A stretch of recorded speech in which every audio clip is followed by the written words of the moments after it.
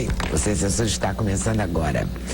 Hoje vamos falar do leite. O alimento é importantíssimo, mas que algumas pessoas devem consumir com cuidado ou até mesmo cortar da dieta. Isso acontece porque a partir da infância a digestão do leite costuma ser mais difícil. Muita gente tem alergia, tem intolerância a esse alimento. O nutrólogo João Curvo vai explicar os benefícios e os malefícios e qual é a melhor forma de incluir o leite na alimentação. Estamos em junho. Já sei, é época de Copa do Mundo, mas não é só época de Copa do Mundo, é época de festa junina também no Brasil. Um tempo em que aumenta o risco de incêndios causados por balões, por fogueiras. Soltar balão é crime, mas as pessoas insistem em soltar balão. O tenente-coronel Suassuna, do Corpo de Bombeiros do Rio de Janeiro, vai falar do trabalho de prevenção e combate a incêndio nas matas e nas florestas. Mas o risco não é só para as matas, para as florestas, para os aviões. O risco dos balões e das fogueiras é a queimadura. Acidentes com fogo nas festas vêm também nessa época do ano. Os rojões estão aí na Copa do Mundo também. O Brasil tem 1 milhão de vítimas de acidentes com fogo por ano. Nós vamos falar do tratamento das queimaduras com o cirurgião plástico Marco Aurélio Pelon. Mas nem tudo é incêndio, né? Fogo, leite. A literatura tem destaque aqui hoje com o escritor Alberto Mussa. Ele voltou no tempo no seu novo livro, A Primeira História do Mundo, que se passa no Rio de Janeiro em 1567. Alberto Mussa reconstitui o primeiro crime que aconteceu na cidade. Trata-se de um romance policial que investiga não só esse crime, mas busca entender também como era a mentalidade do Rio no século XVI. Para a realização desse programa, contamos com a participação de vocês, nossos debatedores fixos, por e-mail, pelo Twitter, @scensura, pelo Instagram, @programa Sem Censura e pelo Facebook, Sem Censura TV. Vou começar falando com o João Curvo sobre o tal do leite, porque hoje em dia também está muito na moda, né? Tira o leite, tira o glúten, tira isso, tira aquilo, daqui a pouco não sobra nada, não sobra vento. Mas, e cada um fala uma coisa, um fala que perdeu a barriga porque tirou o glúten, outro que nunca mais teve azia porque tirou o leite. Eu queria que você defendesse e atacasse o leite. O leite, então falando lá do bom do leite, né? Então, o leite materno, sem dúvida, inquestionável. Até os 6 meses de idade pode ser o único alimento. O leite, ele é um alimento proteico, tem os aminoácidos todos que a gente precisa, é rico em cálcio. Eu acho que a fonte, aliás, tenho certeza, é a fonte mais à mão que a gente tem de cálcio. A gente tem cálcio também, por exemplo, na salsinha, na salsa, mas a gente não come gramas e gramas ou quilos de salsa, né? Mas o leite, ele vai servir como um alimento prático também, que a gente pode ter ali para fazer uma vitamina com uma fruta, vitamina com banana, ou então bate com aveia, ou então faz uma vitamina de abacate. O leite a gente faz o queijo, que é mais concentrado ainda em cálcio, excelente. O iogurte, que tem os lactobacilos, que ajudam na imunidade, ajudam no intestino. Então, o leite é um alimento bastante nobre. Só que algumas crianças têm uma alergia ao leite. Os adultos, eles, é comum a gente ver também, de certa forma, tem estudos que mostram assim, 25% dos adultos brasileiros, eles têm uma intolerância ao leite, quer dizer, eles não digerem bem o leite, porque eles não digerem bem o açúcar do leite, porque não secretam bem uma enzima que chama lactase para quebrar essa lactose, que é o açúcar do leite. Quando a gente não quebra, não digere bem essa lactose, fica estagnado. Esse alimento fica estagnado nas alças do intestino, vai fermentar e, em consequência, talvez tenha uma diarreia mais líquida, mais ácida, ou então tem outras manifestações no corpo, que podem ser até manifestações inflamatórias em outros sítios. Por exemplo, a gente vê que o leite ele pode aumentar dores articulares em quem tem as artrites. O leite ele aumenta uma umidade no corpo. Então essa umidade, essa forma de ver como umidade, vem também da dietética energética chinesa. Eles falam que o leite ele cria muco. Então eles não tinham conhecimento de lactose, lactase, de enzimas, mas eles observavam que quem usava muito leite tinha mais propensão a mucos, catarros, pigarros. Agora, por exemplo, é uma fase da estação onde as pessoas têm muita propensão para para ter as sinusites, os pigarros, os catarros, ficar bebendo leite, você talvez exacerbe isso. Para quem tem bronquite, para quem tem aquela tosse com catarros, então não vai ser um bom alimento para essas situações. Para as dores articulares não será um bom alimento. Para quem tem algum tipo de manifestação alérgica no corpo, na pele, não vai ser um bom alimento. Ele pode induzir também a determinadas dermatites, a caspa, a dermatite seborreica. Então, o leite tem um lado bom, que é o lado nutricional dele. A gente vê um leite integral, ele dá calorias em torno de 128 calorias, 200 ml, já um desnatado 75, e tem os intermediários aí nisso. Quer dizer, ele fornece substrato calórico e o substrato nutricional também, não é só o calórico, né? Ele vai dar nutrientes. O cálcio é essencial para a idade do crescimento, para a infância. Para o adulto, depois dos 40, 50 anos, o adulto na terceira idade deve tomar. Na terceira idade. Aí tem a questão assim, a cada década de vida, a gente vai diminuindo a nossa produção de lactase, que é a enzima que vai quebrar a lactose ali. Então, a cada década, a gente vai ficar um pouco mais intolerante ao leite, a ponto de tomar o leite e sentir que deu gases, fermentou, alguma coisa não caiu bem. Principalmente quando a concentração é maior, nos queijos, por exemplo, a concentração do laticínio é maior. Hoje em dia a gente tem o leite com baixo teor de lactose, então é uma boa, porque aí você já digere. Tem os iogurtes assim com baixo teor, e tem queijos também, potágio, né? Então, lac-free. Então, está entrando no mercado, estão entrando produtos sem lactose ou com baixo teor de lactose, o que facilita a digestão e favorece a ingestão do leite.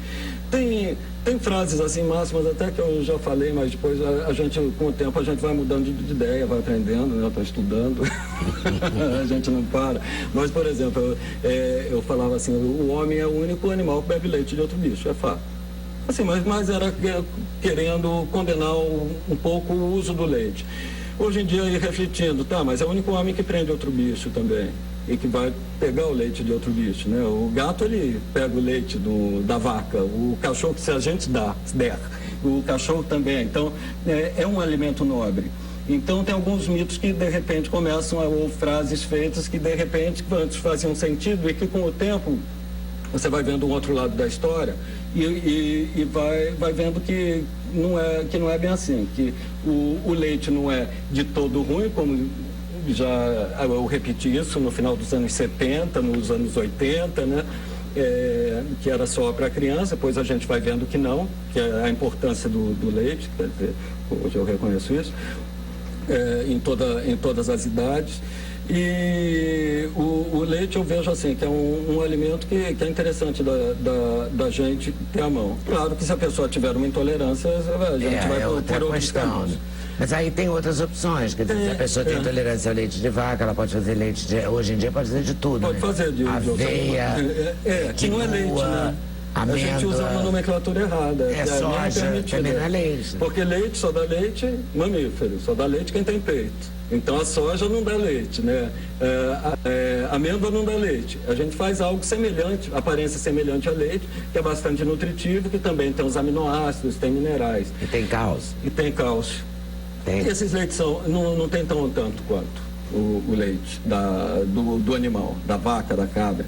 Muito mais do que o de amêndoa, o de quinoa.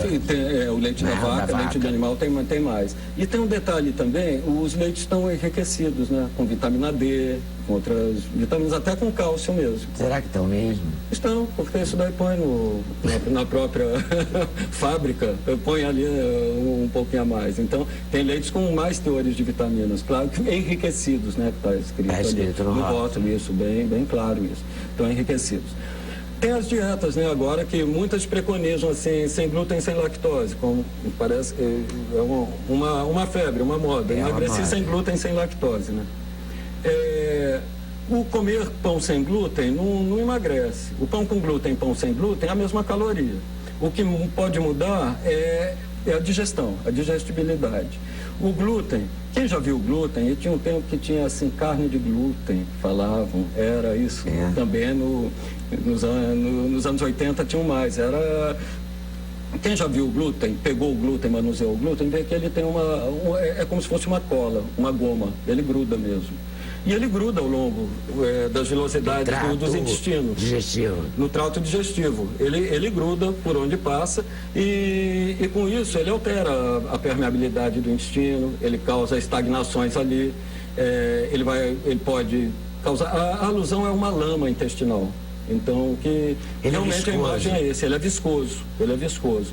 Então, o glúten ele pode gerar mais gases, mais fermentações mesmo. Mas não é que a pessoa emagreceu porque tirou o glúten, ela emagreceu porque tirou onde tinha o glúten, ela tirou o pão. A gente está numa sociedade que é muito...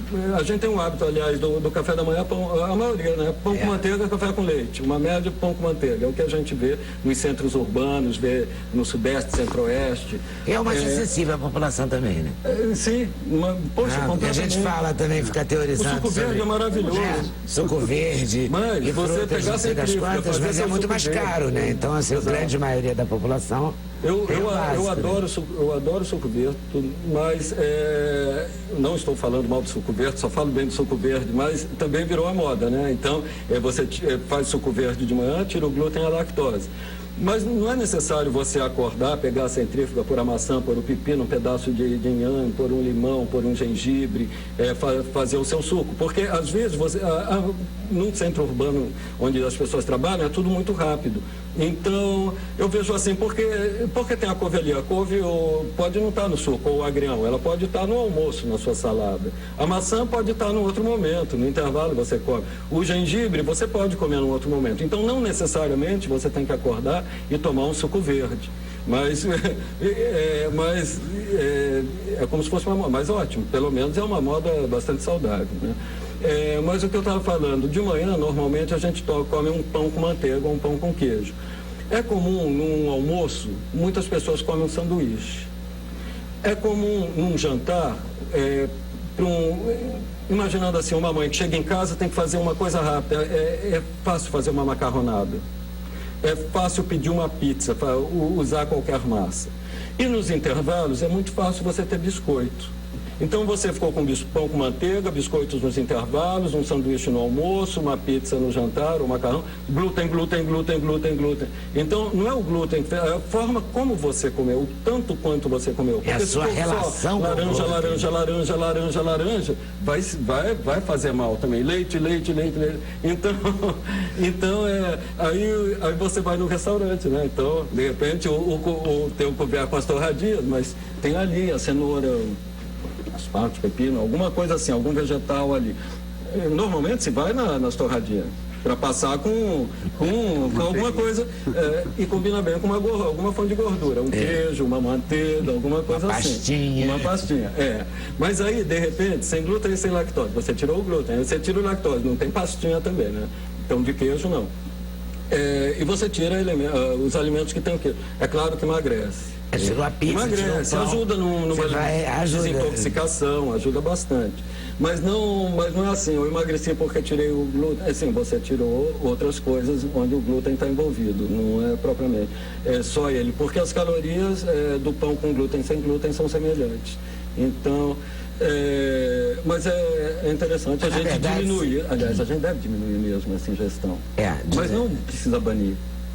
Você acha que pode conviver com essa? Com certeza. Há milhares de anos a gente convive com o pão, meu Deus. Está certo que o pão, como todos os alimentos, foram mudando, né?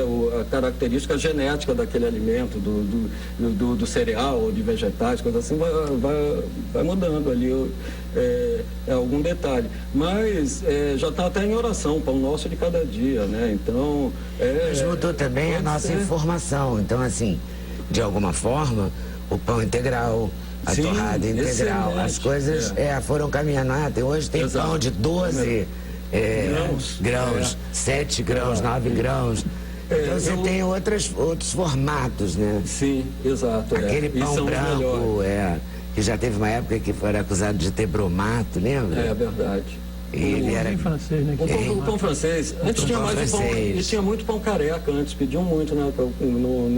Quase não estou vendo tanto que a bisnaga. A bisnaga, né? A bisnaga tradicional. Desapareceu, nunca mais vi. Mas você vê, o francês ele vem com pão embaixo do braço, com a bisnaga, a baguete dele embaixo do braço, ele come normalmente e está elegante ali. Né? Então, o francês é um mistério, né? Tem até livro, né? Por que as mulheres francesas não engordam? A dieta das mulheres francesas. Não tem um monte de métodos diferentes. Aí eu chego naquela coisa assim, depende tudo da quantidade e da frequência que você come. Você pode comer o pão, depende da quantidade da frequência. Você pode comer o pão francês. Claro que é melhor um pão integral. Você ter o hábito de ter biscoito integral, pão integral, muito melhor quando a gente está falando assim na saúde dos intestinos, na sua própria nutrição, porque tem mais elementos ali, junto com as fibras. Os grãos, eles são todos fontes de vitamina E, de selênio, que são antioxidantes para o nosso corpo e ajudam a dar o viço, né, para o nosso corpo. A vitamina E faz isso. Então, onde a gente tiver mais grãos, mais fibras, e pode ser junto com o trigo. O trigo não é um veneno, não é um alimento nocivo. A questão está em a quantidade e a frequência que a gente vai usar esse trigo. E o laticínio é a mesma coisa, porque a digestão do leite, como eu falei logo no início, não é tão simples. Muitas pessoas vão digerindo mal a cada década. Então, se você diminuir o laticínio, pode ter o laticínio, mas diminuir o laticínio. Hoje em dia eu vejo também, quando a gente quer dar, especialmente para uma mulher, pós-menopausa, a gente pensa em dar 1.000 a 1.200 miligramas, mais ou menos, de cálcio por dia. Isso daí teria em 1 litro de leite. É muito 1 litro de leite.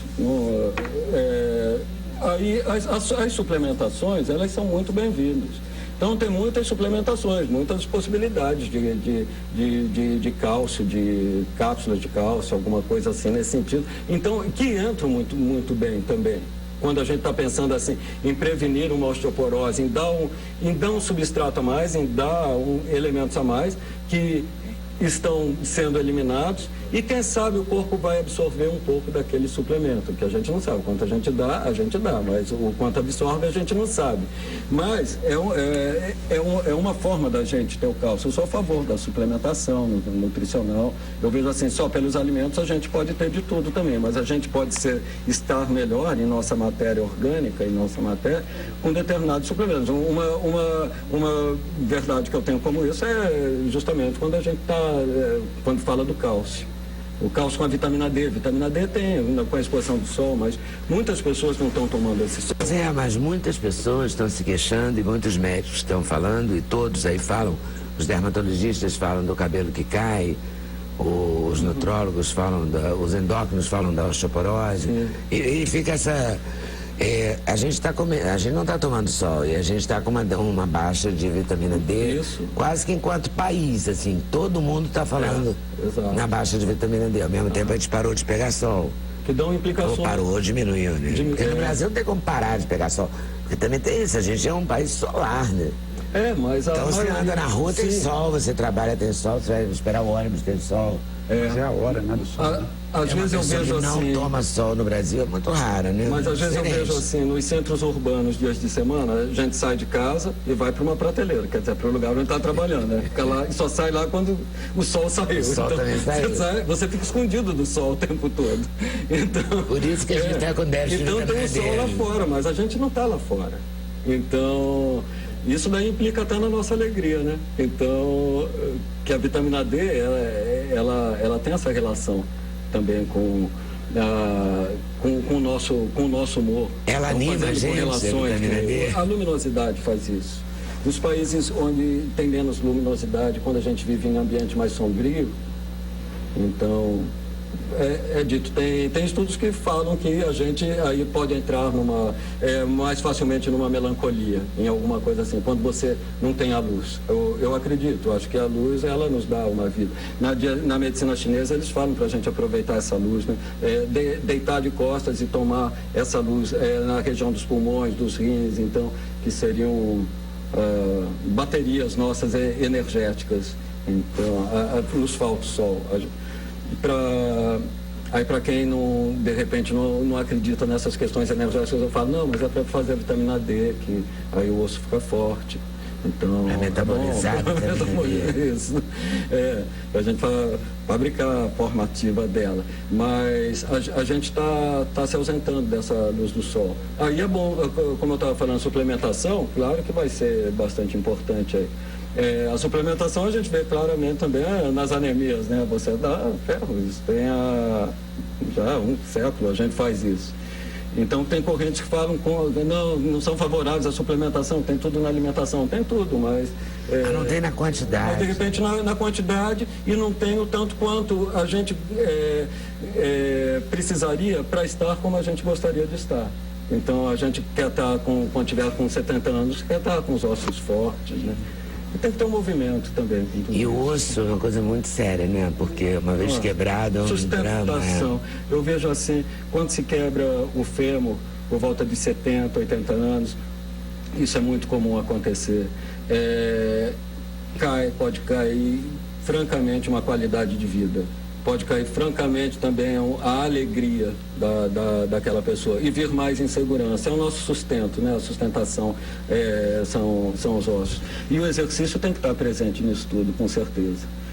O que faz muito a gente sair é uma pouca firmeza dessa articulação coxo-femoral, aí da perna, essa articulação pélvica. As pessoas que pouco caminham, que pouco se exercitam, elas caem com mais facilidade. A gente vê um adulto jovem, ele escorrega, ele de repente dá um jeito no corpo e continua andando. De repente, aos 70 anos, 80 anos, você escorrega, você cai, porque não tem esse jogo. Então é completamente importante o movimento. E geralmente uma coisa está ligada à outra, né? A pessoa que pratica alguma forma de caminhada, acaba tomando sol também. Agora, com certeza o sol mancha a pele. Uma tática aqui usa o protetor, mas toma sol nas costas. Aí deixa as costas mancharem um pouco, não tem problema. Deixa os braços mancharem um pouco, não tem problema.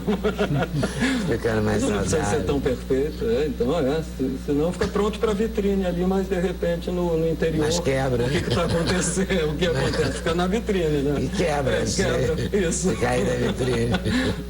Ô, João, essa época do ano... É uma época de muitas gripes, né? Tá certo que tem a vacina contra a gripe. Começa em abril, mas esse ano já foi adiada não sei quantas vezes. Acho que ainda tá valendo e está em junho. Uhum. Estamos em junho já, né?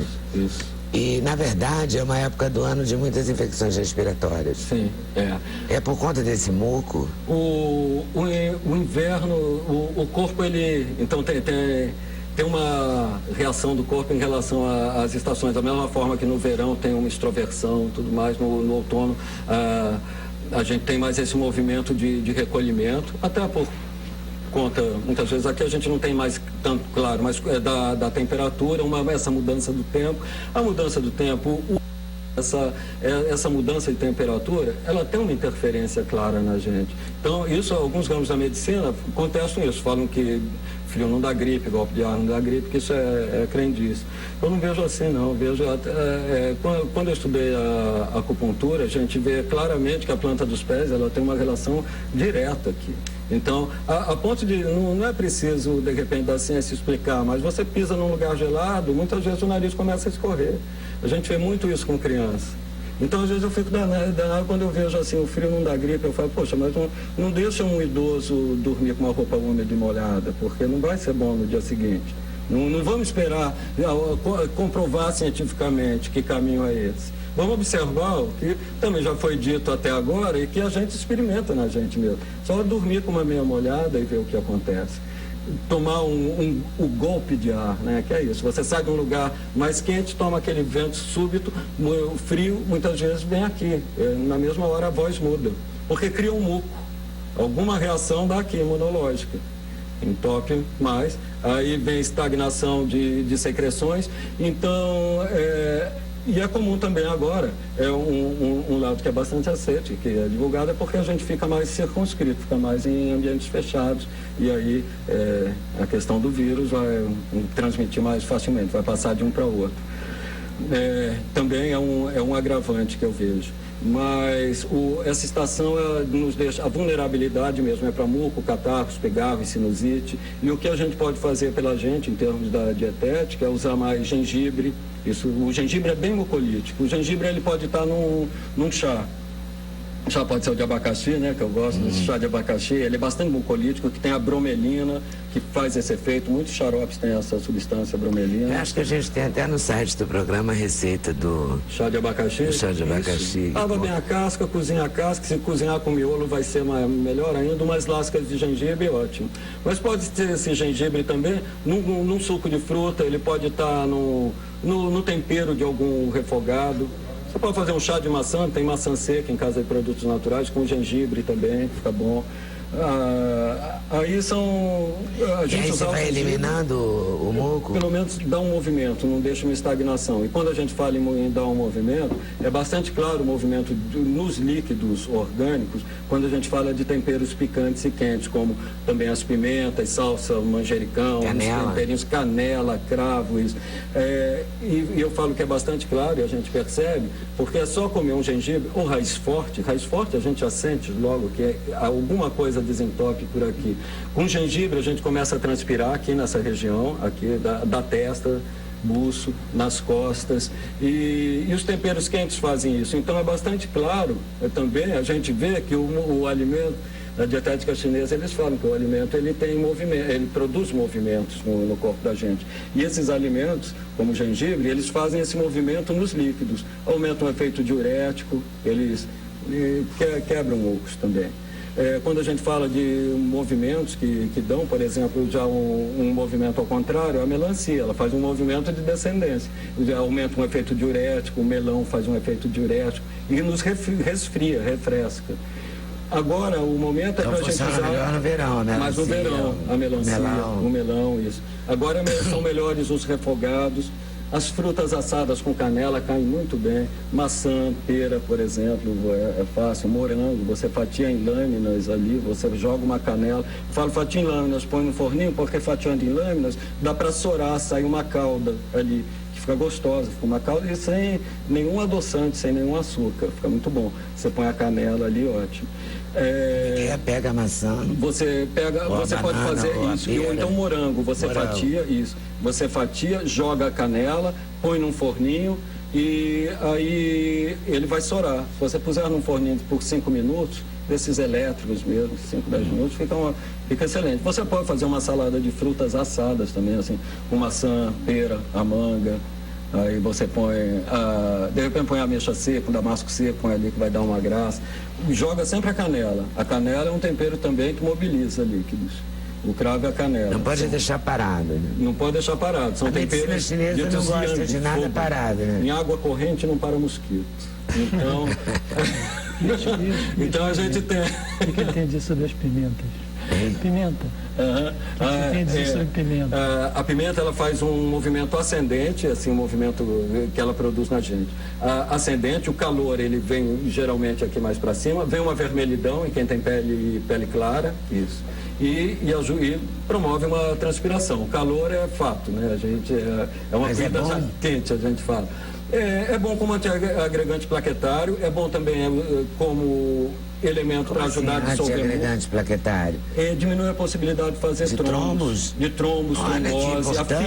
Afina o sangue. Afina o sangue, é o que o povo fala. Eu cresci ouvindo que a cebola afina o sangue. É verdade. E a pimenta também? Pimenta também. Pimenta, alho, cebola. Então... E aí é qualquer pimenta? Porque agora tem aquela pimenta biquinho, que não arde tanto, né? Que é gostosa, dá para comer, você tem. Mas as mais ardidas tem mais esse efeito antiagregante plaquetário, né? Aí, pimenta malagueta é indicado. Mas os pratos picantes seriam indicados para... Eu falei em água corrente não para o mosquito, né? Para fazer essa mobilização de líquidos. O que seriam pratos picantes? Os pratos picantes, cozinha indiana, então em casa mesmo, coisas... Então o curry... Sim, isso seria fantástico. E além do mais, o curry tem o açafrão, né? Que é muito dito como antioxidante agora, então... Tem cúrcuma também. A cúrcuma, né? Que é da família. É tudo para São temperos fazer circular... Fazem circular a energia. As energias. Isso, é isso.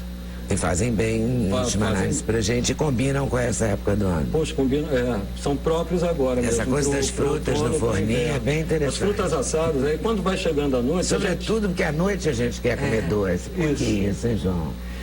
Eu vejo assim... Você vai levando o dia bem, chega de noite, dá uma fissura. E quem está numa dieta que é proteica, que não come fontes de carboidrato ali, o sono ele costuma não ser tão bom. Mas o doce, ele está muito vinculado à recompensa, ao aconchego, à casa, à mãe, alguma coisa assim, algum afago. O doce, ele ajuda a gente, é essencial para a gente fabricar serotonina também. Que é um hormônio que nos dá a sensação de prazer e de relaxamento. O açúcar faz isso, ele é mágico para isso.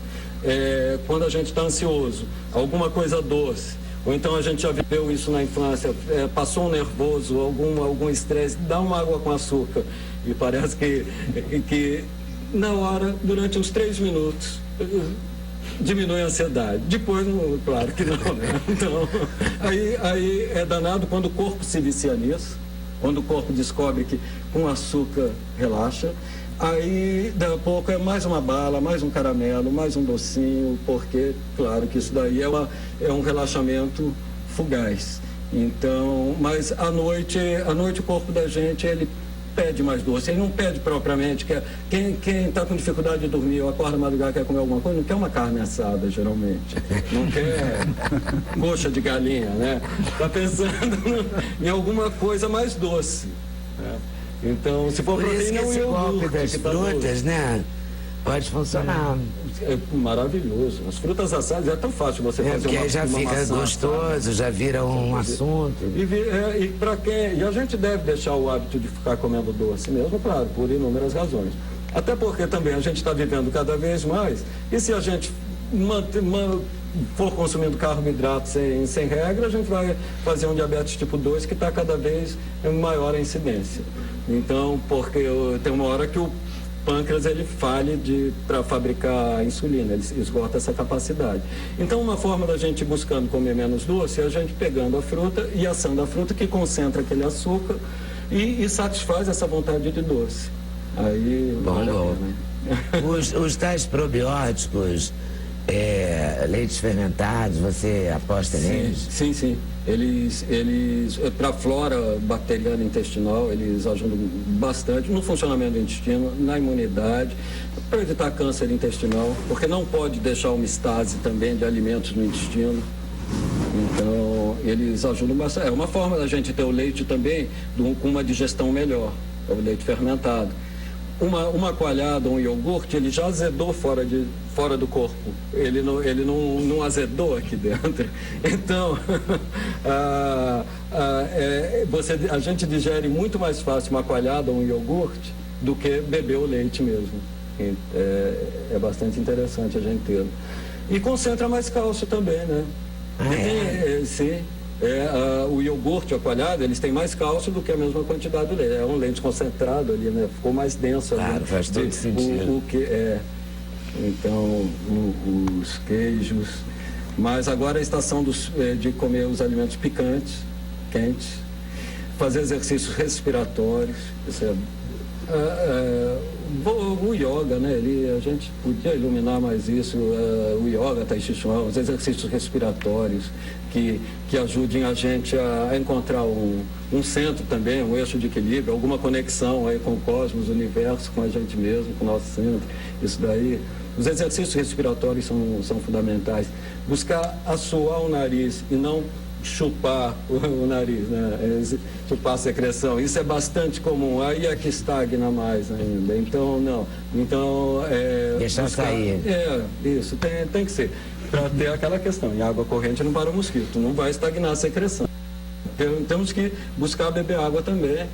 Água, o ideal, eu acho que de manhã, ao meu ver, seria a temperatura ambiente ou até morna, para quem está com muco. Mas a água gelada, a gente experimenta claramente a sensação, pegar uma água cheia de gelo e virar e sentir aqui alguma coisa que faz esse barulhinho, mas é uma secreção, faz uma película aqui. Então a água, a temperatura ambiente seria o melhor. Então não pode estagnar também líquidos. A gente não pode conviver bem com os inchaços e falar assim mesmo, estou acostumado, não. Prisão de ventre, não. 1 ou 2 vezes por dia, pelo menos, o intestino funcionar. Então, colocar o corpo no movimento. E aí movimenta tudo. Isso aí. E depois eu volto aí, que agora eu vou movimentar aqui. Vamos para o intervalo, a gente volta já já. Sem Censura, um programa da TV Brasil.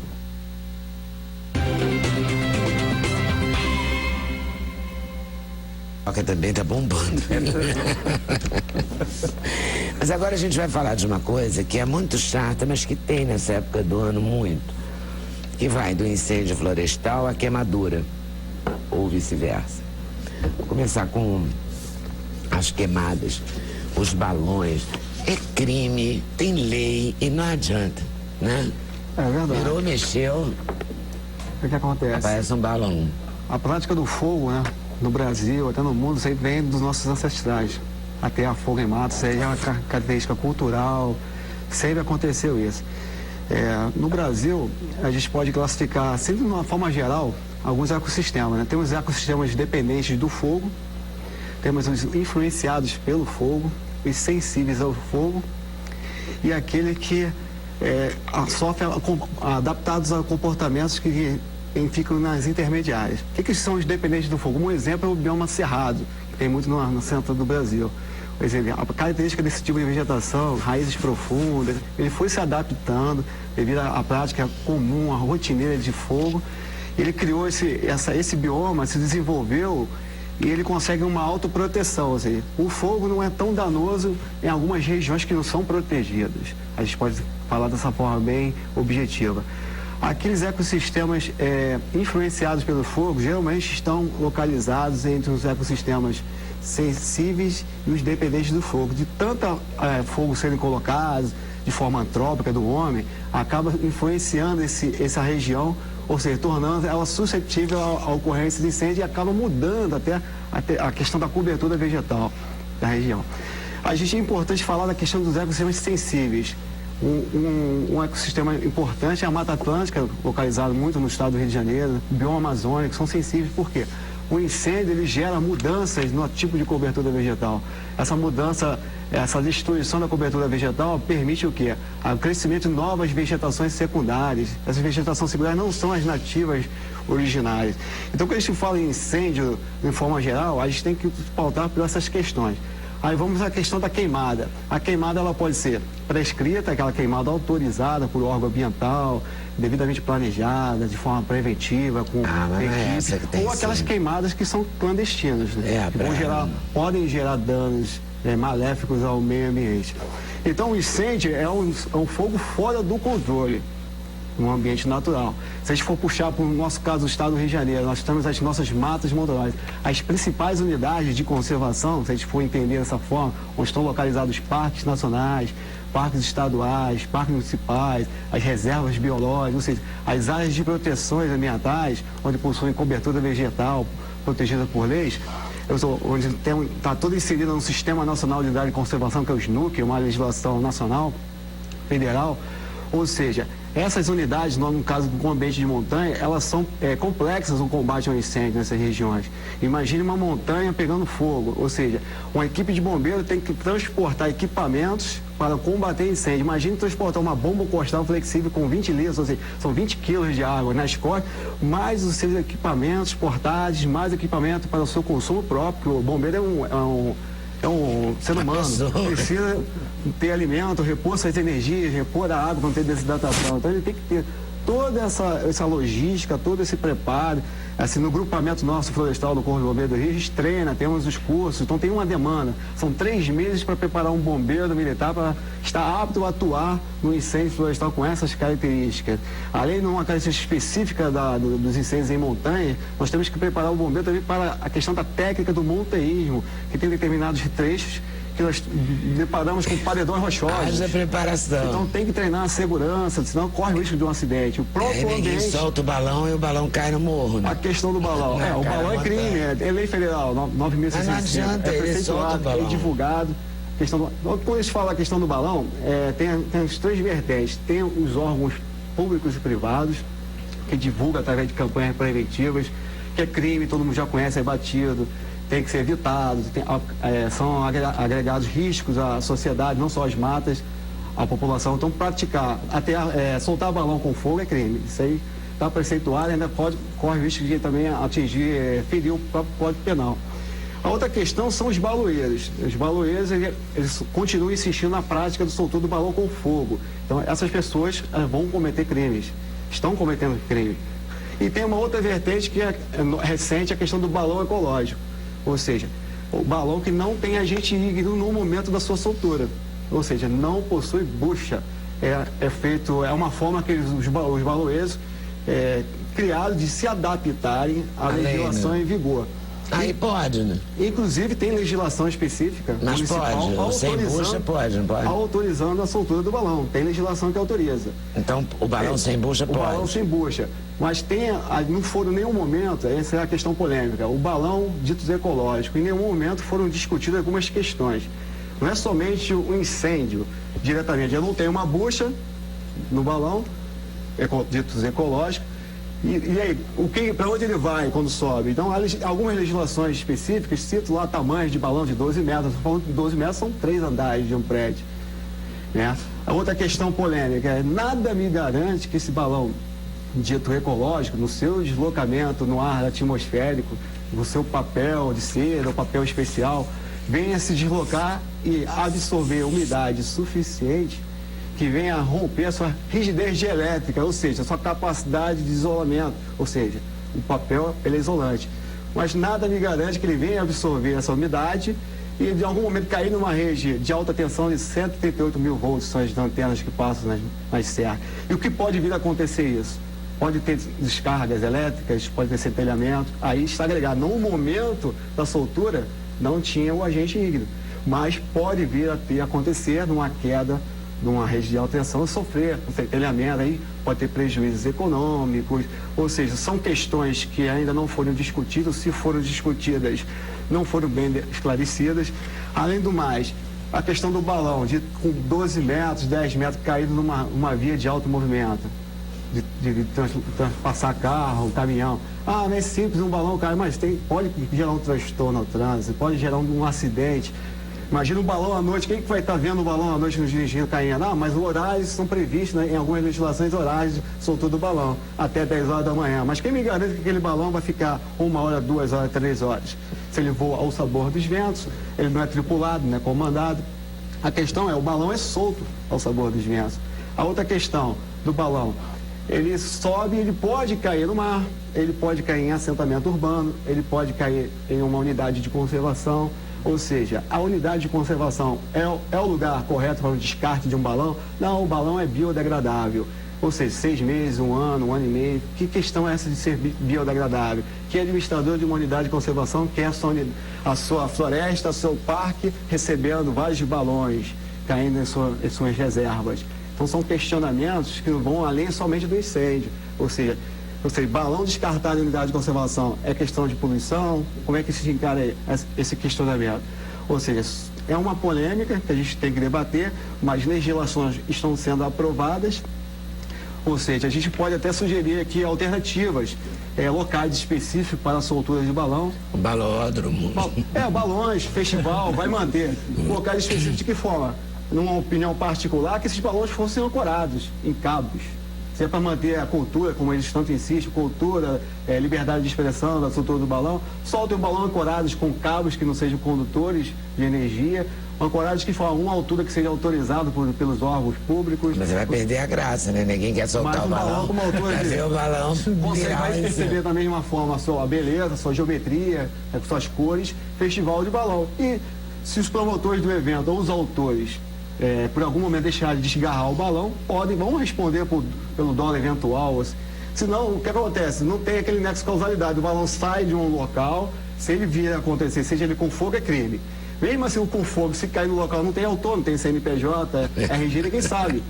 Então, é difícil ter um flagrante, vai ter que pegar por isso que a gente conta muito com a ajuda da população, através do Disque Denúncia, no caso... E a população denuncia, né? Tem feito muitas denúncias do Disque Denúncia, no caso do Rio é 2253-1177, aí repassado o comando de policiamento ambiental que vai no local, mas tem que ter o flagrante, senão fica difícil o enquadramento sobre a questão específica. Mas a queimadura, eu vou voltar aí para falar de balão, mas queimadura de modo geral é uma coisa tão triste, né?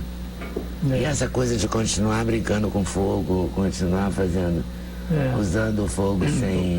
O balão sem critério, né? Ele tem aquela cangalha que eles chamam, né? Que são os fogos que vão ser disparados lá. Se por algum motivo ele demora a subir, ou se a cangalha dispara antes da hora, é um caos ali, né?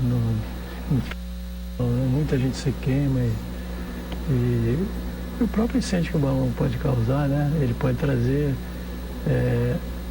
na maioria das vezes, morte por asfixia, porque dá tempo da pessoa se deslocar numa floresta, num lugar aberto, mas produz muita fumaça, o indivíduo às vezes perde os sentidos e cai ali, fica ali e acaba sendo consumido. E essa inalar muita fumaça é uma das causas de uma das maiores causas de morte. As causas de incêndio, a maior causa de morte em incêndio, tanto em residência quanto em ambiente mais aberto, é a inalação de fumaça. Como foi em Santa Maria? Como foi em Santa Maria. Santa Maria você pode inalar não só o monóxido de carbono, mas também todos esses produtos que são usados em ambientes decoração, plástico, cortina, estofado, eles geram gases tóxicos. E isso daí leva o indivíduo a vir a ter óbito depois de muitos dias depois daquela lesão. Às vezes ele não tem queimadura nenhuma no corpo, ele vai evoluir com uma tossezinha e tal, vai piorando, interna ele, coloca ele no CTI e mesmo assim não consegue muitas vezes salvar. Nossa, é mesmo? Muitos daquelas pessoas que se salvaram do incêndio foram morrer disso. Horas que morreram no local porque ficaram presas, né?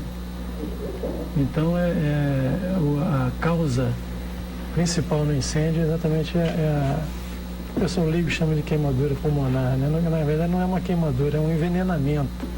Você absorve substâncias tóxicas, né? Aquilo fica no pulmão e vai sendo absorvido, por isso que não é imediato.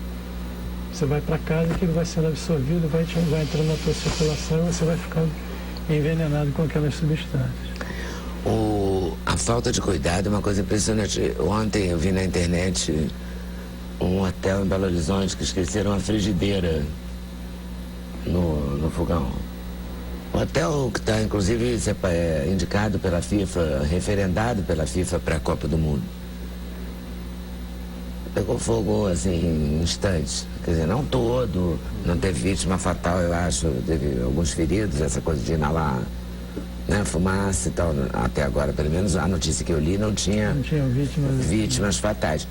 Mas uma bobagem, né? Uma frigideira, que pode acontecer com todo mundo. Né? Uma frigideira, um ar-condicionado, que panela o técnico... de pressão também, o pessoal esquece muito. Panela de pressão... Sempre fala descuidado, ele tá no telefone, vai na padaria, aí ele esquece, encontra alguém no caminho na esquina, fica lá meia hora, quando vai ver, panela seca, já dá aquele estouro. Né? Incêndio sempre uma bobagem. Sempre um curto-circuito que ninguém valorizou, uma vela acesa, fogo dentro de ambiente fechado, como foi lá, ou uma panela que ficou no fogo, e aí um aparelho de ar-condicionado que entra em curto. Muitas vezes você não consegue prever, né? E a questão das crianças, assim, as crianças são as maiores vítimas ou os adultos também são? Não, as crianças, elas são as maiores vítimas de um tipo de queimadura, que são as queimaduras por líquido quente. 2/3 das queimaduras que ocorrem são dentro de casa. 1/3 é na rua, são os profissionais ou acidentes ocorridos em via pública. Mas a maioria, então, é toda dentro de casa. E aí a faixa etária é importante. Criança até 5 anos, em geral é líquido quente. Café, água quente, chá, leite. Então a criança está na cozinha, ou o adulto vem com alguma coisa e esbarra, ou a criança mexe na panela e aí se queima. E de 5 anos para cima, mais na faixa de puberdade mesmo, é mais o álcool, brincadeira com álcool, churrasco, essas coisas, né? Brincadeira com fogo. Então as crianças são muito vítimas porque elas estão expostas, né, no ambiente familiar. A gente tem casa álcool que normalmente, culturalmente, nos outros países você não tem em casa. Então, Mas lançaram aquele álcool gel, mas ele é péssimo para limpeza. ele O álcool é imbatível para uma limpeza. Eu acho que independente dos produtos, né, cada vez sofisticam mais, fazem coisas mais mirabolantes, mas o álcool ainda é um grande aliado. O álcool ele é um principal antisséptico usado no hospital, né? O álcool é 70%. Porque ele tem um poder... Da casa da gente é 90, né, que a gente usa. É 90 Gay-Lussac, outro álcool. Outro álcool, mas eu não sei quantos por cento é o álcool É o álcool que a residencial. gente usa para limpar coisas. Mas provavelmente ele é até mais diluído do que esse 70% que a gente usa no hospital. E esse álcool de hospital ele é vendido em frascos pequenos, exatamente para evitar esse tipo de problema. Isso daí podia ser aqui no Brasil, né? Não vender litro de álcool. Porque você compra o álcool, você bota ali na prateleira, a criança vai brincar. Se é um frasco pequeno, o acidente vai ser menor. Se o frasco é grande, o acidente vai ser maior. Isso é. Então a gente já trabalhou isso para criar-se uma legislação que o álcool fosse com frasco de vidro, porque o vidro você toma mais cuidado. Frasco de plástico você põe em qualquer lugar, o de vidro você vai quebrar, vou botar num lugar mais seguro, põe mais longe da criança. Então essas coisas são importantes, né? E aqueles cuidados óbvios, né, também. Não ligar um monte de aparelho num Benjamin. Né? Essa legislação nova que saiu sobre as tomadas foi boa, porque você... Você acha mesmo essas tomadas de 3 pinos? Por que é boa? Foi boa porque, primeiro, tem tomada de 20 amperes e tomada de 10 amperes. Você não consegue ligar um aparelho, uma torradeira numa tomada... O pino é diferente, a grossura. O fio... Mas é o tal negócio, não adianta trocar a tomada, tem que trocar tudo. O fio e o disjuntor. Porque aquilo ali corresponde a uma quantidade de corrente que vai ser utilizada naquela tomada. O aspirador de pó, esses grandes de residência, eles são de 20 amperes. Torradeira de 20 amperes, forno de micro-ondas, ferro de passar roupa, essas coisas que consomem muito, chuveiro elétrico, são de 20 amperes. Então, é ferro? Ferro de passar roupa também. Mas ninguém passa numa tomada de 20 amperes. Quer dizer, alguém deve passar. Mas não, ele vai vir. É qualquer tomada de casa, alguém... Não, mas agora quando você compra um eletrodoméstico, ele já vem com a tomada de pino grosso. São 3 pinos, né? É pino grosso ou pino fino. Pino fino são 10 amperes, pino grosso é 20 amperes. Se você comprar um ferro elétrico agora, ele já vem diferente. A lava-louça. Ele vem com a tomada diferente, mais grossa. Ela não entra. Tanto que não existe para você comprar, é proibido, um adaptador de 20 para 10 amperes. Senão todo mundo comprava um Benjaminzinho de 10 para 20. Não pode, não existe. De 10 passar para 20, porque senão acaba o sentido desse negócio, né? Então, a queimadura, a instalação elétrica não passa só pela tomada, né? Tem que trocar tudo, tem que trocar o fio, tem que trocar o disjuntor. Os disjuntores antigos era aquele que rodava assim, era fusível, né? Aquele que rodava assim, lembra? Tinha aquele que era assim, né? Aí depois passou a ser aquele de tecla, aquele preto. Assim, Agora é aquele branco, que é muito mais sensível, ele desliga muito mais rapidamente. É um que tem dois ganchinhos, né? Esse é bifásico e tem 2 ganchinhos. Se ele é monofásico, ele tem um ganchinho só. Mas ele é branquinho, mais bonitinho. Ele é muito mais sensível e o eletricista não gosta de usar ele. Porque vai desligar toda hora. Claro, se você fizer uma ligação mal feita, um fio fino, ele vai desligar. Ele não aguenta. Esquentou um pouquinho, ele desliga. Então é muito melhor. O problema é que as pessoas teriam que refazer nas suas casas todas essas coisas, né? Para evitar esse tipo de... o problema é que isso também tem custo. Né? E é profissional para fazer, que você não encontra. Muitas vezes você tem que... a eterna gambiarra, né? Que todo mundo faz a gambiarra, puxa um fio, bota um Benjamin, estica uma... Como é que chama aquilo? Extensão. Aquelas extensões vagabundas. O fio fininho. Não, deve ter muito caso desse dos bombeiros, não tem? Adaptação clandestina, né? A Light diz que em torno de 20% da população usa gato, né? Então isso que se não fosse assim, que a conta de luz seria mais barata e tal. Mas você imagina uma comunidade carente, onde tem aquele emaranhado de fio, né? Até que acontece pouca coisa, né? Eu não entendo por que, é uma pergunta que eu vou deixar no ar. As favelas em São Paulo pegam fogo. Aqui no Rio não tem incêndio em favela. Você tem incêndio de um barraco, incêndio lá em São Paulo você tem incêndio que diziam uma favela. Eu não sei se é o tipo de construção, eu não sei o que acontece lá que é diferente daqui. Então, Não sei, eu acho que as construções aqui das chamadas favelas são muito competentes, né? Porque elas não caem. tem que ser Essa bem obra feito, do não metrô cai. fica do lado das favelas, do lado da Rocinha, eu vejo. Explode tudo, dinamite, não sei o quê, a favela tá lá. Eu acho que a diferença é que a de São Paulo... Impávida que nem Mohamed Ali, diria Caetano Veloso, entendeu? Eu acho genial, deve ser um monte de gente genial construindo, né? Eu acho que a diferença é que em São Paulo elas são planas. Então, em plano você não precisa de muita tecnologia. Colocou as paredes. E Agora, aqui na encosta, é outra tecnologia. Devemos contratar os construtores dessas casas populares, vamos chamar assim, porque eles são muito bons. Né? Tem 3 andares às vezes, né? Você acha inacreditável E aqui. tem essas chuvas grandes aí, cai muita coisa e elas estão lá, não caem. Eu acho que tem uma tecnologia, tem um conhecimento ali que a gente não domina, mas que alguém dominou, alguém domina para fazer aquilo. E não acontecer nada mais grave. Mas o grave que acontece no Brasil com fogo é queimadura mesmo, né? O que é queimadura de 1º, 2º e 3º graus? Qual que é a diferença?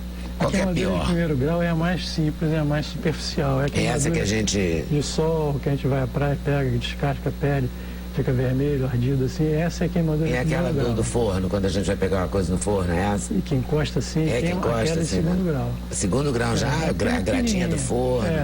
A queimadura de 2º grau ela já pega uma fatia mais profunda da pele.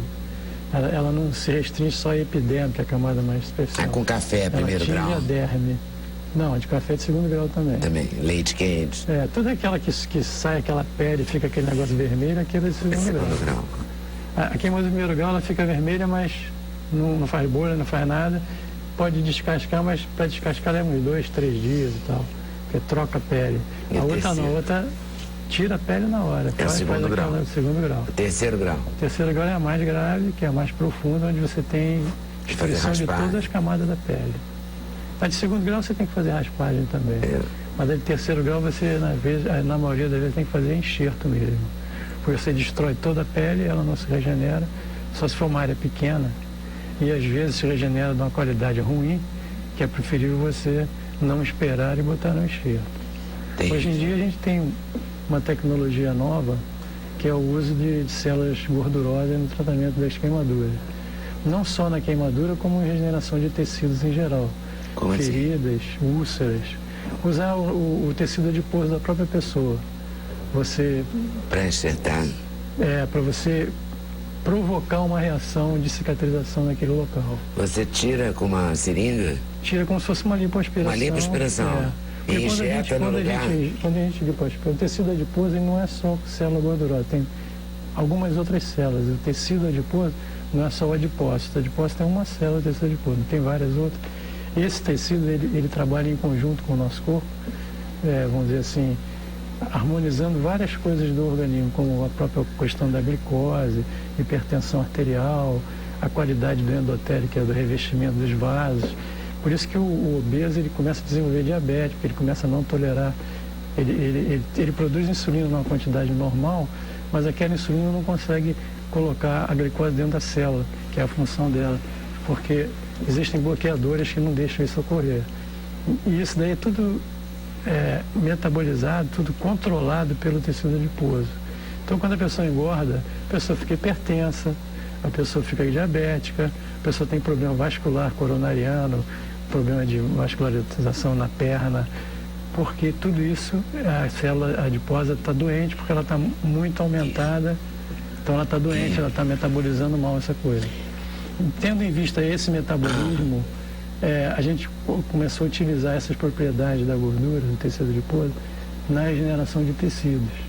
Então, mas tira como se fosse na lipo e aplica, injeta? Você pode injetar ou pode colocar sobre. Pode injetar debaixo da pele. Ou pode colocar sobre como uma camada externa? Uma camada externa. E esse tecido adiposo reconstrói, digamos assim, a pele queimada? Porque o que acontece? É novo? É novo. O adipócito, ele produz, o tecido adiposo produz, como se fosse uma glândula, ele produz substâncias. E essas substâncias é que vão ser absorvidas ali naquele local e vão desencadear esse processo de regeneração cutânea. Isso torna mais barato o tratamento também? No sentido do banco de pele, por exemplo. Existem duas correntes em relação a essa coisa da gordura. Uma é da gordura manipulada em laboratório e a outra é da gordura manipulada no centro cirúrgico, que o próprio cirurgião pega, tira e coloca. A que vai para o laboratório aí ela vai ficar cara e ela é proibida, porque saiu dali, foi para o laboratório, você não sabe, teoricamente, a Anvisa não autoriza, porque aquela gordura, o que você vai usar nela, né? Então, quando ela já volta, você não sabe o que tem ali. Então, você usa em laboratório diluentes para fazer as culturas de gordura e tal, à base de células animais e tal. Então, existe o risco de transmissão de doenças, que é uma doença da vaca louca, né? Essas doenças que são transmitidas por proteínas estranhas ao organismo. Então, o ideal é você fazer no local, por enquanto, assim. E aí é barato, é uma coisa que não tem... Porque tirou de você mesmo. Você não precisa comprar de nenhuma tecnologia. De um terceiro, uma tecnologia importada. E quem é que não tem uma gordurinha para tirar, né? Todo mundo tem, quase todo mundo. É uma boa alternativa. E está evoluindo cada vez mais, as indicações estão aumentando. Por exemplo, na radioterapia do câncer, você tem aquela pele queimada com aquele aspecto que dura anos, aquela coisa feia. Observou-se que quando você injetava gordura para reconstruir a mama, começou a mudar o comportamento daquela pele ali. Então, por isso que também isso daí foi, vamos dizer assim, demonstrado. Então, está sendo usado também em questão estética, em questão de regeneração da pele, tipo rejuvenescimento e tal. Não só na parte de tratamento de queimadura. Aprendendo, né? Evoluindo, tá certo. Eu voltei daqui a pouquinho, tá? Ok.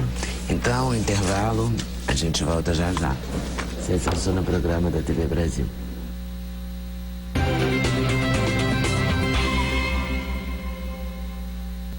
Alberto Mussa está lançando a primeira história do mundo, dando continuidade a um projeto concebido já por ele.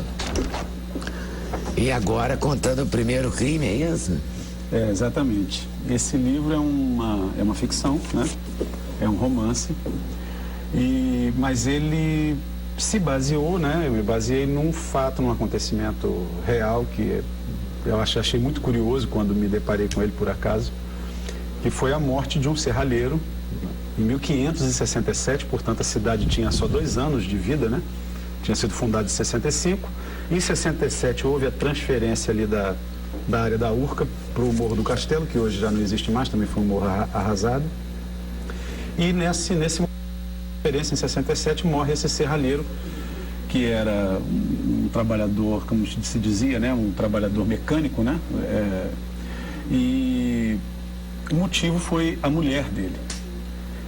Então, ele morreu, foi assassinado com 7 ou 8 flechadas, né? Existe até a dúvida em relação ao número de flechas.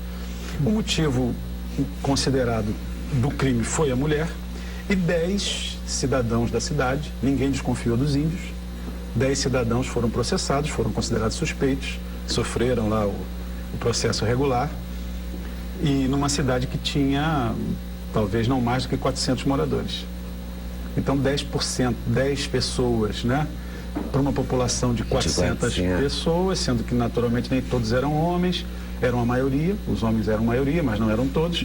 Então dá um percentual assim bastante significativo. Se fosse hoje, por exemplo, seriam quase 100 mil, né? Processados. Então eu achei assim, esse caso muito interessante. E por que foi por causa da mulher dele? Pois eu acho porque a cidade tinha menos mulheres que homens, né? Ele era um serralheiro, então ele ocupava uma posição social não tão importante. Eu acredito que muito provavelmente muitos homens. Entre esses processados havia até um fidalgo, cavaleiro da Casa de El Rei. Então, provavelmente havia homens que tinham condições econômicas, que eram proprietários de terra, pessoas que eram chamados homens bons no tempo, né? A sociedade brasileira historicamente, sempre foi muito segmentada e sempre foi muito hierarquizada, né? Em classes de cidadãos, em classes de pessoas. E essas pessoas não tinham esposas, né? E essa mulher, que provavelmente era uma mameluca, estava casada com um serralheiro. Então eu acho que a pressão, né, sobre as mulheres dessa época e nessa circunstância, numa cidade que estava começando a nascer, uma cidade que surgiu da guerra, né? O Rio de Janeiro é uma cidade que foi fundada em função da presença francesa, porque o território mesmo não despertou muito interesse no primeiro momento da colonização do Brasil. E eu imagino que deva ser isso, quer dizer, uma cidade que tinha um desequilíbrio na sua população, né?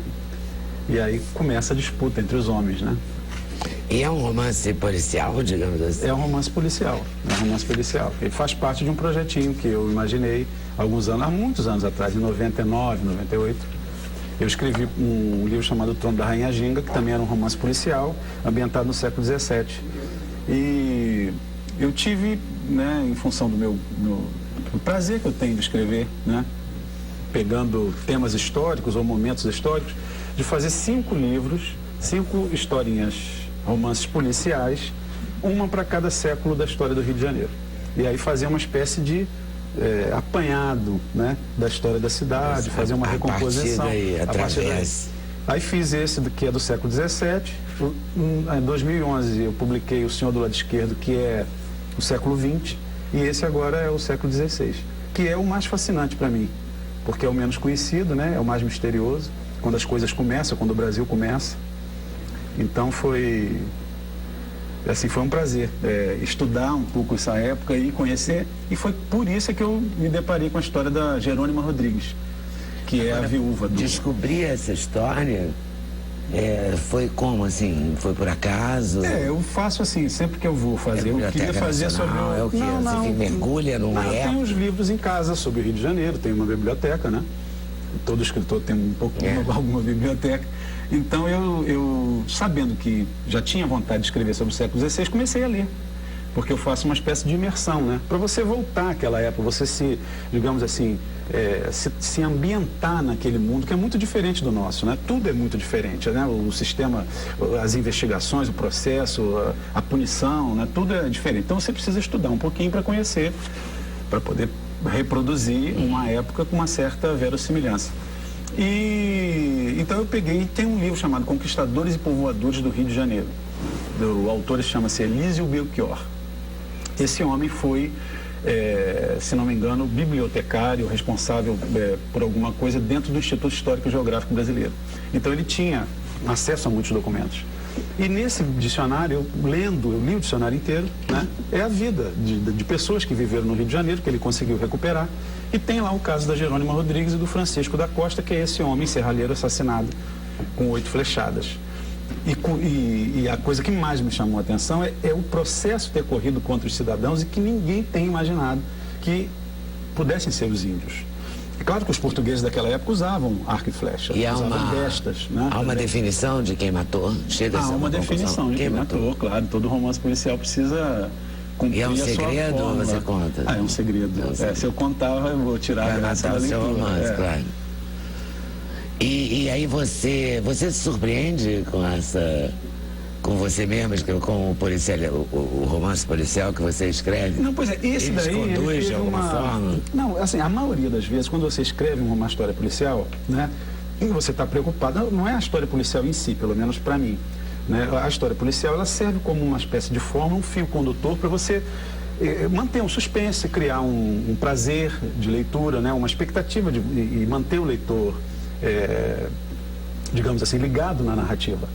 É também uma construção um pouco mais cerebral, né? E que se adapta mais à minha personalidade.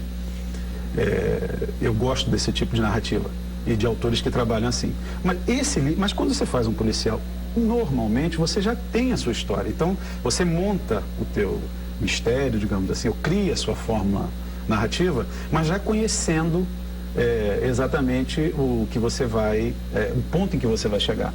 Esse livro ele foi peculiar porque eu realmente fiquei intrigado com a solução do problema que era real, né? Eu não tinha muitos elementos, mas o caso era muito estranho, né?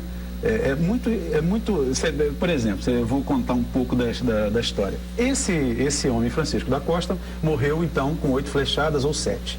Já começa aí uma confusão que aparentemente não tem sentido. Ou são 7 ou são 8. São 8. Né? Bom, ele morre na região chamada Carioca, que é ali na Praia do Flamengo, aproximadamente, entre o Outeiro da Glória e o início da Praia de Botafogo. Então morreu naquela região, ela é chamada de Ilha da Carioca, porque o rio tinha uma foz em delta, né? Então ele morreu ali. Aquele lugar é um lugar quase que mitológico da cidade, de onde surgiu o nome dos habitantes, né? É onde deságua o rio mais importante, o rio que tem, a lenda diz que o homem que bebesse daquela água ficava mais forte, as mulheres ficavam mais bonitas. Tinha a Casa de Pedra, que é um prédio lendário, que hoje não existe mais nada dele que sobrou, que teria sido a primeira construção de pedra das Américas. Então é um lugar todo cheio de mitologia. E esse cara morre lá. A mulher é o motivo do crime. Depois que 9 pessoas foram processadas, aparece o sobrinho da vítima e acusa uma 10ª pessoa, que tinha sido o inquiridor no processo. Era um homem que fazia as perguntas. Naquela época não tinha separação entre poder executivo e poder judiciário. Então a autoridade que investigava era a mesma autoridade que punia. Então julgar e investigar era a mesma coisa, né? Não tinha diferença. Então esse homem acusa a 10ª pessoa que tinha tomado parte do processo. Ele é processado, fica inocente, os juízes não o acusam. Alguns anos depois, morre mais uma pessoa, o segundo assassinato da cidade. E aí, quem se apresenta como culpado, quem confessa a culpa? Aquele sobrinho. E diz, fui eu que matei essa segunda vítima. Mas o mandante foi aquele assassino do meu tio lá, de alguns anos atrás. Então ele volta a acusar a mesma pessoa. Aí dessa vez, esse homem não consegue, né, ficar livre, ele tem o processo dele, vai até Lisboa, ele chega no recurso lá e ele é engajado forçosamente lá pelo governador-geral do Brasil, numa entrada dessas de busca de ouro, de minas pelo interior, fica na miséria, né? Passa todas as tragédias lá nessa aventura no meio da selva, e quando volta já está destruído, e aí então eles dão o que era possível na época, o perdão real, né? Dão um perdão a ele por um crime que não se sabe nem se ele cometeu ou não, mas ele foi perdoado independentemente do julgamento. Então eu achei os elementos dessa história muito curiosos, muito, né? Forte. E assim, eu acho que toda a mentalidade, né, que da investigação, ela tinha um direcionamento. Eu acho que, por exemplo, a gente, quando analisa qualquer coisa, quando julga um crime, quando interpreta uma ação de qualquer pessoa, nós estamos sempre muito imbuídos dos nossos próprios preconceitos culturais, né? Das nossas próprias, da nossa própria circunstância, da nossa visão de mundo, que é sempre limitada. Eu tenho quase certeza, isso que foi que me motivou no estudo dessa época e tal, de que era a mentalidade, né? Eram os preconceitos da sociedade daquele momento que orientou a investigação para aquele caminho, não exatamente as evidências, né? Então a gente propõe, né, uma brincadeira com o leitor de raciocinar, né, junto, né, olhar os dados simultaneamente para tentar ver se ele acompanha o narrador do livro, né, para chegar às mesmas conclusões. Muito bem. Já está pronto para vender para o mundo? Acho que sim, já acho que está. Já está fazendo um caminho? Esse agora, a primeira história do mundo? Já fiz um primeiro lançamento sábado, quinta-feira teremos outro, na livraria Argumento, no Leblon. E o livro já está, acho que nas livrarias. E depois o mundo. Tomara. Por que não, né? Intervalo, a gente volta já já. Sem censura no programa da TV Brasil.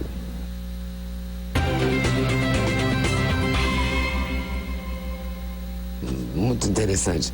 No e-mail, no Facebook da Kátia, Kátia diz assim: gostaria de informar que a propaganda da tapioca está fazendo aumento nos preços do polvilho e da tapioca já hidratada, absurdo.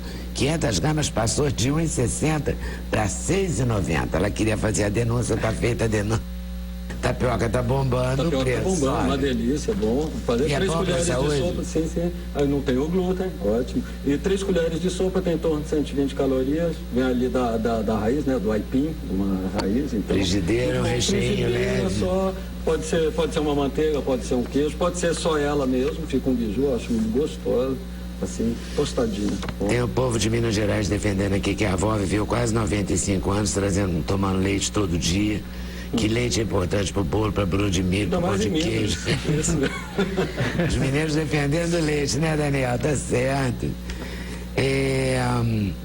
Na verdade, gengibre pode dentro da água do chimarrão? Pode, isso. Gengibre com chimarrão, ótimo. Gengibre em qualquer chá. E canela? Canela, cravo canela, canela só, e também junto com chás, excelente. Não soltar balão. Não, a recomendação: não soltar balão. Balão com fogo é crime, evitar. Já, o trabalho que dá. Nós estamos no Corpo de Bombeiros trabalhando em cima do projeto Lobinho Guará. Estamos treinando um trabalho de conscientização com as crianças para que elas transformem o adulto de amanhã com essa mentalidade que balão com fogo é crime, atear fogo é crime, gera danos e prejuízos ao meio ambiente. E queima pessoas. Queima pessoas. Não queremos queimar pessoas, de jeito nenhum, nem bichos, nem árvores. Nós queremos descobrir o primeiro crime do Rio de Janeiro e descobrir a história contada pelo Alberto Mussa antes que vá para o mundo. Vamos descobrir primeiro. A quinta-feira na Argumento? Na Argumento, a partir das 7 da noite. Quinta-feira, dia 5, né? Dia 5. E depois, o Brasil. E depois, vamos. Já tem outras? Não, estou começando ainda, acabei esse, né? Vou começar. Não, outros lançamentos. Ah, não, ainda marcados não. Mas virão. Então agradeço a vocês por terem vindo, super obrigada. A vocês por estarem nos assistindo. Então ficamos combinados assim. Boa tarde, boa noite, até amanhã. Se Deus quiser, aqui na TV Brasil. Valeu.